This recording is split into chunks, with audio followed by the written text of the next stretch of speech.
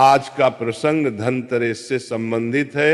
आप सभी लोग प्रसंग को बड़े ध्यान से और अंत तक जरूर सुनना। जय राधा रानी की। 5 दिनों तक चलने वाले दीपावली के महापर्व में धनतेरस का त्योहार सबसे पहले दिन मनाया जाता है और हिंदू पौराणिक मान्यता के अनुसार धनतेरस की तिथि पर भगवान धन्वंतरी का जन्म हुआ था। भगवान धन्वंतरी को आयुर्वेद और अच्छी सेहत के देवता के रूप में पूजा जाता है। दिवाली पर धनतेरस के दिन भगवान धन्वंतरी की पूजा करने से जीवन में सुख समृद्धि ऐश्वर्य और अच्छी सेहत का आशीर्वाद प्राप्त होता है। साथ ही इस दिन खरीदारी करना भी बहुत शुभ माना जाता है। धनतेरस के दिन हर तरह के शुभ कार्य प्रारंभ किए जा सकते हैं। इस दिन विशेष रूप से सोना और चांदी के आभूषण, नए बर्तन आदि खरीदे जाते हैं। धनतेरस के दिन इस प्रकार की विशेष चीजें खरीदने पर माँ लक्ष्मी जी का आशीर्वाद मिलता है। ऐसी मान्यता है कि धनतेरस के दिन हम जिस भी वस्तु की खरीदारी करके लाते हैं उसमें 13 गुना की वृद्धि होती है। इसलिए आपको ध्यान रखना है कि कोई भी ऐसी गलती ना करे, ऐसी वस्तु खरीद कर ना लाए जिससे कि अशुभता आ जाए। तो धनतेरस के दिन ये चीज कौन सी है, खासकर हम आज के प्रवचन में आपको बताएंगे कि आपको इन 13 विशेष चीजों में से आपको कुछ ना कुछ वस्तुएं खरीदनी ही चाहिए। अगर आप इन सभी 13 वस्तुएं ना खरीद पाए तो इनमें से जो भी आपकी सामर्थ्य हो वह वस्तु आप घर पर खरीद कर ला सकते हैं। धनतेरस के दिन माँ लक्ष्मी जी, कुबेर देवता और धन्वंतरी भगवान की पूजा करने से घर हमेशा धन धान्य सुख सुविधा और वैभव से भरा रहता है। धनतेरस के दिन जो लोग सोने चांदी से बने हुए आभूषण या सोना चांदी ना खरीद पाए उन्हें भी इस दिन कुछ चीज अवश्य ही खरीदनी चाहिए।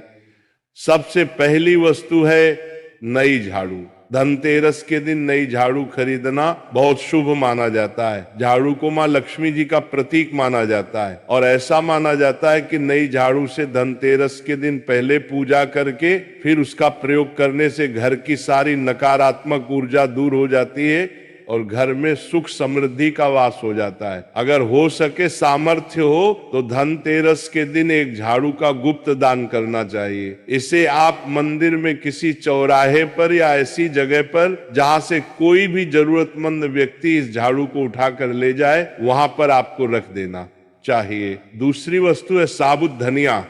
धनतेरस के दिन आप कुछ लेकर आए या ना आए, साबुत धनिया तो हर कोई ला सकता है। साबुत धनिया लाकर दिवाली के दिन उसे पूजा करने के बाद अपने ही घर में क्यारी में या गमले में डालना चाहिए और ऐसा करने घर में आपके जो भी धन है, जो भी आय है उसमें बरकत होने लगती है। अगर आए दिन अनावश्यक रूप से खर्चे होते हो तो उसमें भी रोक लग जाती है। इस दिन नमक भी खरीद कर लानी चाहिए। नमक अगर आप डली वाला लाते हैं तो और भी शुभ बरकत होने लगते हैं। लेकिन आजकल डली वाला नमक मिलना हर जगह मुमकिन नहीं होता है, तो आप जो भी नमक आपको मिल पाता हो वह नमक आप इस दिन घर पर लेकर आए। धनतेरस से लेकर दीपावली के अगले दिन गोवर्धन और भाई दूज तक आप इसी नमक का प्रयोग करें और इन 5 दिनों तक लगातार आपको नमक का पोछा भी घर में लगाना चाहिए। ऐसा करने से एक तो दरिद्रता दूर हो जाती है और घर से नकारात्मक ऊर्जा भी दूर हो जाती है। चौथी वस्तु जो आपको घर पर लानी चाहिए वह है गोमती चक्र। कहते हैं कि जिस घर में गोमती चक्र होता है वहां सुख, सौभाग्य और समृद्धि की वृद्धि होती है। गोमती चक्र घर पर रखने से वास्तु दोष भी दूर हो जाता है और अगर घर परिवार में किसी भी सदस्य में आत्मविश्वास की कमी हो तो धनतेरस के दिन गोमती चक्र लाकर उनके हाथ से पूजा करवाकर फिर बाद में आपको इन गोमती चक्र को अपने मंदिर में या फिर धन रखने के स्थान पर आपको रख देना चाहिए। ऐसा करने से जो भी संबंधित परेशानी है वह दूर हो जाती है। आपको ये सारी वस्तुएं मार्केट में पूजा वाली दुकान में बहुत आसानी से मिल जाएंगी।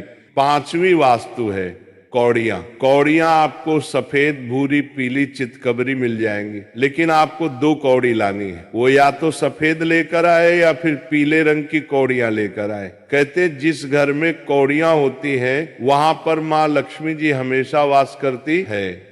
कौड़ियां माँ लक्ष्मी जी को आकर्षित करती है, इसलिए आज के दिन आप 5, 7, 11 या 13 कौड़ियां लाके आप चाहे तो धनतेरस की शाम को या फिर दीपावली की रात को इनकी पूजा करके रोली, अक्षत, कुमकुम अर्पित करके फिर एक लाल कपड़े में बांधकर आपको अपने घर में जहां पर भी आप धन रखते हैं वहां रख देना चाहिए। हर साल आप इन्हीं पुरानी कौड़ियों की पूजा कर सकते हैं। हर साल आपको कौड़ियां खरीदने की आवश्यकता नहीं है। यदि आप नई कौड़ियां खरीदना ही चाहते हैं तो पुरानी कौड़ियों को आप जल में प्रवाहित कर दें। छठी वस्तु है श्री यंत्र। श्री यंत्र खरीदते समय देख लीजिएगा कि उस पर सभी चिन्ह, सभी जो भी निशान होते हैं वह अच्छे से अंकित होने। Looking for a little more excitement? Tango's here to heat things up. Dive into live video chats, spark one-on-one conversations, or go live and keep the vibes flowing. With over 500 million users worldwide, the world is your playground, all waiting to connect with you. Ready to add some sparks to your day? Download Tango now and make every moment unforgettable.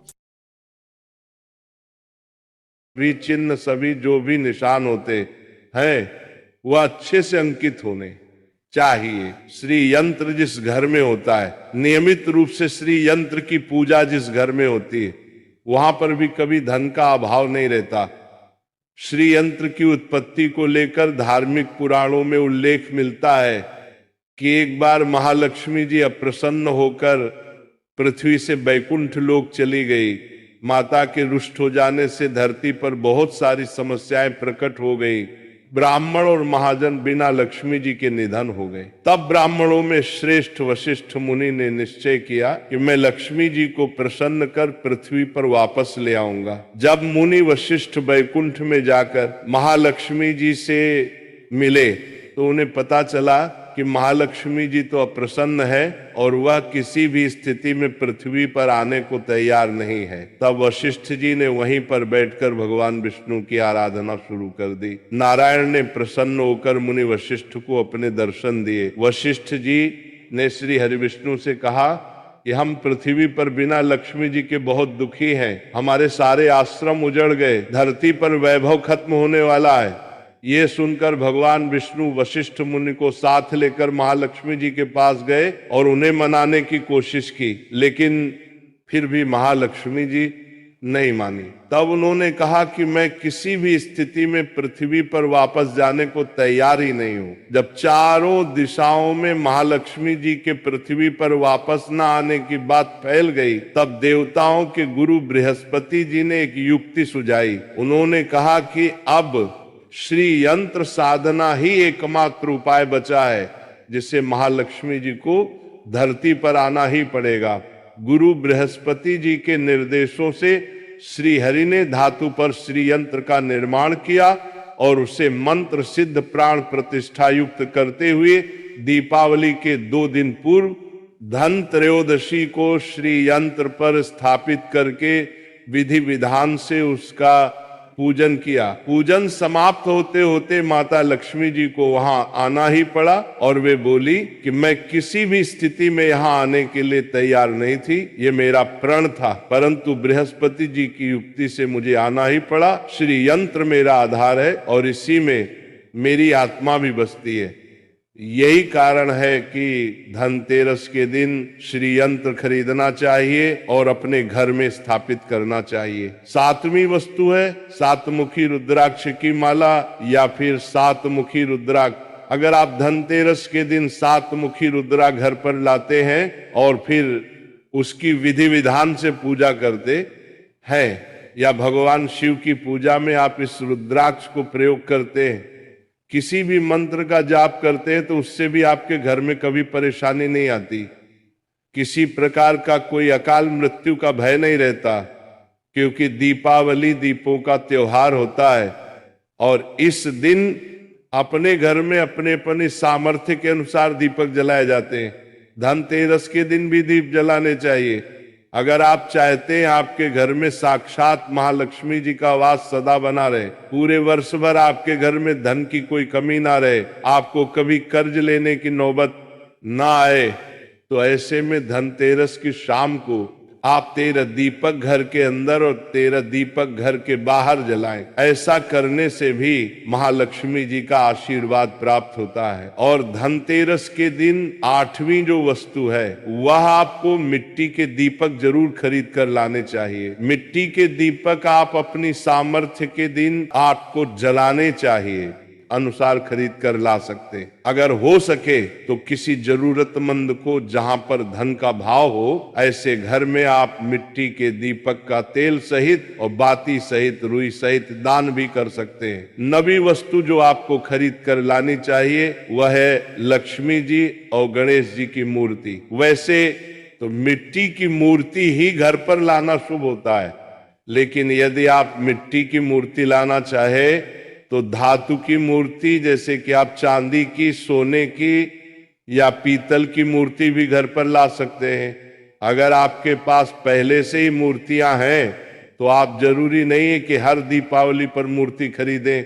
धातु की मूर्ति यदि है तो हर साल आप मूर्ति न खरीदें, लेकिन मिट्टी की मूर्ति है तो उनका विसर्जन कर आपको धनतेरस के दिन नई मूर्तियां लाकर उनकी पूजा विधि विधान से करनी चाहिए। धनतेरस के दिन खरीदी गई नई मूर्तियों की पूजा आपको दीपावली की शाम को करनी चाहिए। धनतेरस के दिन आप भगवान गणेश और माँ लक्ष्मी जी की जो मूर्ति खरीदे, वह खरीदते समय ये ध्यान रखें कि दोनों मूर्ति अलग अलग होनी चाहिए और दोनों ही मूर्ति में भगवान गणेश और लक्ष्मी जी बैठी हुई मुद्रा में हो, खड़ी हुई मुद्रा में लाई गई। जो मूर्तियां होती हैं वह उग्र स्वभाव की और चंचल मानी जाती हैं। अगर आप खड़ी हुई मुद्रा वाली मूर्तियां लेकर आते हैं तो वैसे में धन का भाव आप पक्के घर में लगातार बना रह सकता है। और आपको ध्यान रखना है कि जो मूर्तियां आप लेकर आए वह कहीं से भी खंडित ना हो, टूटी हुई ना हो।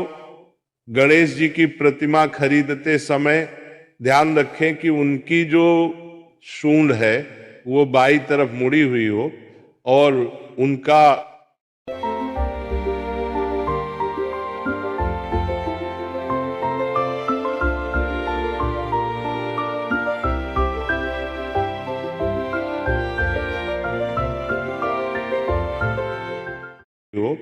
और उनका वाहन मूषक भी उस मूर्ति में जरूर बना हो और भगवान गणेश के एक हाथ में लड्डू या मोदक भी होना चाहिए।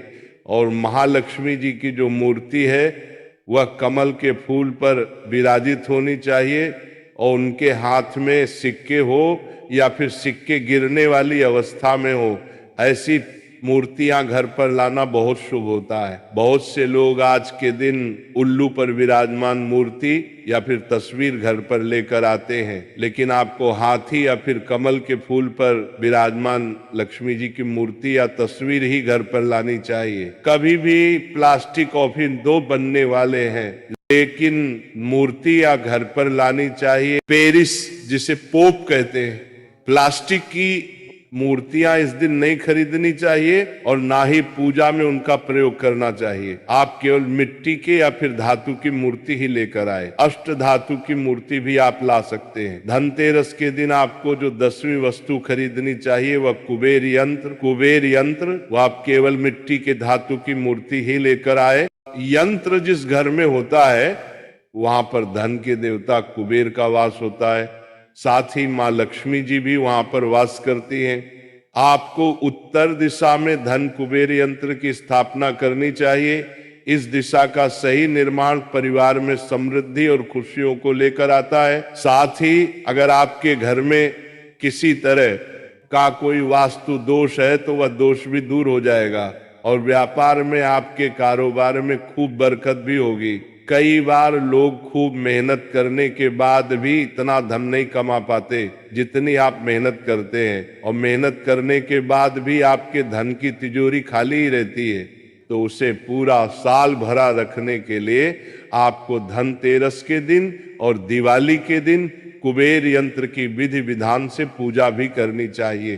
कुबेर देवता के मंत्र ओम यक्षराज विद्महे धीमहि तन्नो कुबेर प्रचोदयात का कम से कम 1 माला या 51 बार जाप करना चाहिए।